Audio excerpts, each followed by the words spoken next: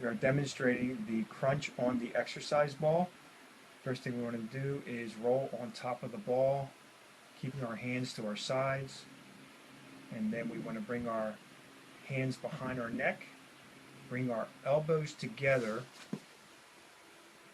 and with the hands behind the neck stabilizing the neck and head, we want to roll forward up into a crunch position and bring it down, and come up again and bring it down. Notice how Kelly's neck is stabilized while doing this exercise. We want to have the elbows together and moving at one unit. Okay, to more advanced, we can roll back a little bit on the ball, giving us a little more challenge in the abdominal region, and then coming up and going back down. Keeping the elbows together and bringing the elbows into the chest as much as possible. That demonstrates the exercise ball crunch.